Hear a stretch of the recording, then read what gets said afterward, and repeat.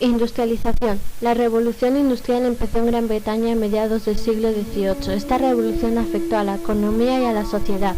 Los cambios que se llevaron a cabo son cambios demográficos. La población sufrió un proceso de crecimiento por el aumento de la producción de alimentos y por el progreso de la higiene y de la medicina. Agricultura.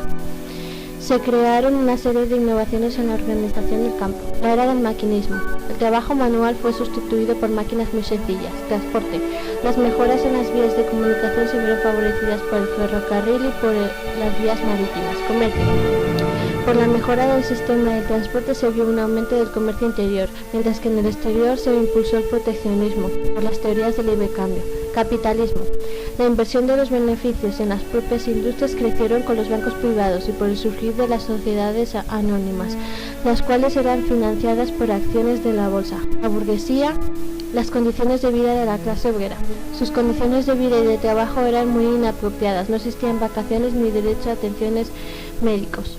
Internacional Obrera, 1864 hasta 1876. La Asociación Internacional de Trabajadores, o Primera Internacional Obrera, tuvo sede en Londres. Ya de la Asociación Internacional de Trabajadores, en 1864.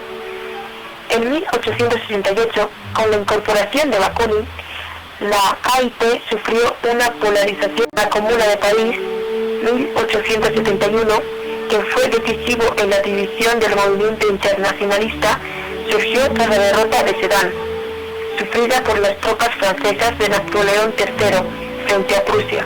El emperador abdicó y el Segundo Imperio francés dejó de existir, creándose la Tercera República. Pero la agitación política y social hicieron estallar en París una revolución que condujo a la instauración de una comuna de comuneros. Tras 2 meses de autogestión, las autoridades republicanas, encabezadas por Thiers, reprimieron sangrientamente la primera tentativa de poner en práctica por vez primera una sociedad liderada por la clase trabajadora. El fracaso de la Comuna de París agravó los enfrentamientos en el seno de la Internacional. En el Congreso de La Haya, los anarquistas fueron expulsados de la organización, que pasó a ser controlada por los marxistas hasta 1936. Las razones que llevaron a ese enfrentamiento son las siguientes. Marx deseaba una organización estructurada en torno a una autoridad para reforzar la eficacia de las decisiones adoptadas. Cualquier control o jerarquía. Los anarquistas se definían a sí mismos como socialistas antiautoritarios.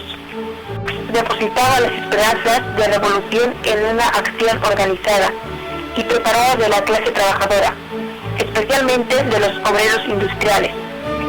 Bakunin, por el contrario, apelaba al individualismo, al tiempo que otorgaba al campesinado un importante protagonismo revolucionario.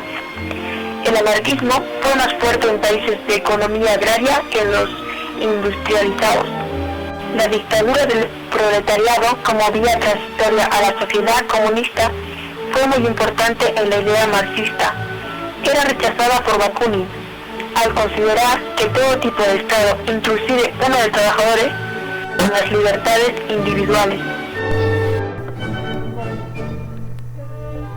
La Segunda Internacional continuó el millones de trabajadores y contención la expansión de los capitales socialistas.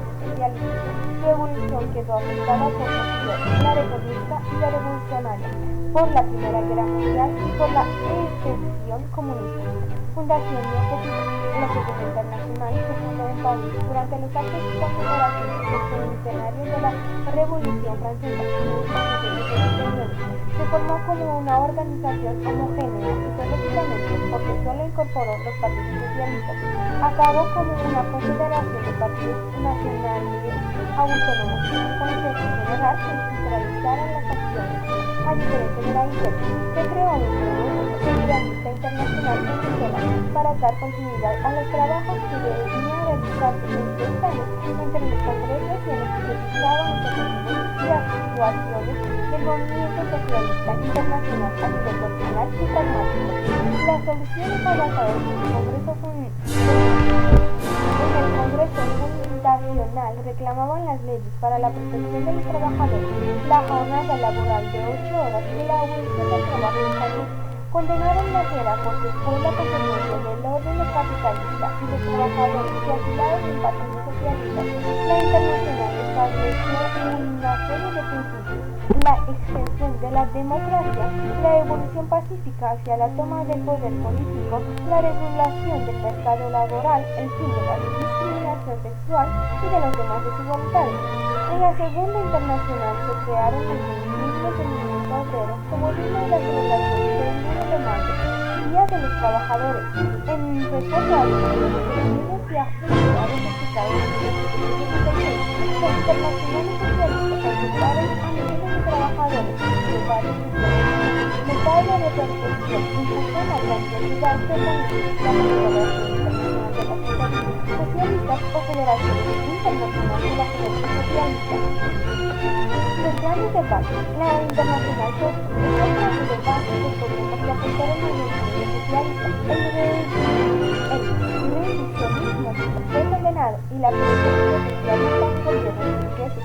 Solo se admitió esta de extrema necesidad. Se le asignó una lucha de clases como base de la acción política y social, aunque no acabó con la confederación entre las posiciones que defendían las prácticas reformas y la que priorizaba las consecuencias del objetivo final. El colonialismo configuró un segundo debate. Un sector lo denunciaba como una forma más de la explotación capitalista y defendía la obligación de combatirlo y potenciar en las colonias de la revolución socialista. Impuso sus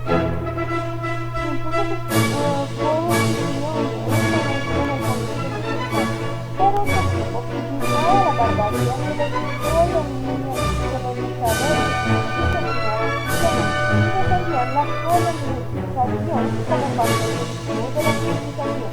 Finalmente se rechazó la guerra en el proceso de Europa en 1910, consideraba un proyecto de enfrentamiento entre las estados capitalistas. Se debía impedir que si estallaba se debía frenar con la huelga general o movilización revolucionaria. La crisis y división. Las divergencias anteriores terminaron en dos ideas opuestas sobre lo que debía ser el movimiento socialista, revolucionario o reformista, que se agregó con el estallido de la Primera Guerra Mundial. Dentro de los partidos se forjaron tres grandes grupos. Por una parte, partidarios, los pacíficos moderados, y los revolucionarios, que, como Rosa Luxemburg, Lenin o Francis, defendían la conversión de la que era en revolución proletaria. Las élites revolucionarias fueron materializadas por los bolcheviques, dirigidas por Lenin, consiguieron el poder en Rusia. Entonces se rompió definitivamente la unidad del movimiento socialista. La revolución rusa fue un nuevo punto de referencia y obligó a las diversas tendencias socialistas a tomar posición.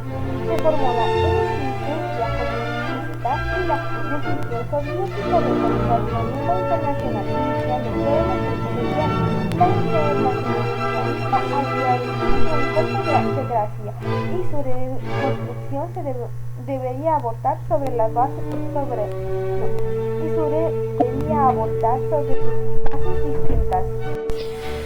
La Tercera Internacional se llevó a cabo en Moscú.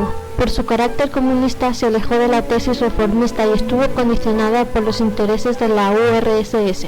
La Tercera Internacional tenía como objetivo conquistar a la mayoría de la clase obrera y a las masas fundamentales de los trabajadores para la causa del comunismo, luchar por la construcción de la dictadura del proletariado y por la sustitución del sistema capitalista por el socialismo. Este movimiento obrero mundial no ensombrece la férrea voluntad del heroísmo de varios millones de trabajadores comunistas y socialistas que lucharon y dieron su vida en las filas de los partidos obreros y fueron traicionados por su dirección. La clase obrera ha demostrado a lo largo de la historia que la revolución es inevitable. En la lucha por forjar una dirección a la altura de las circunstancias está la llave para que la humanidad siga progresando y existiendo. Esta alianza internacional de los partidos que dirigen el movimiento más revolucionario del mundo cuenta con una base más sólida que nunca. Varias repúblicas soviéticas que convierten en escala internacional la dictadura del proletariado, la victoria de este sobre el capitalismo, Su historia universal reside en que ha comenzado a llevar a la práctica la consigna más importante de Marx: el desarrollo secular del socialismo y del movimiento obrero. La consigna expresada en este concepto: dictadura del proletariado.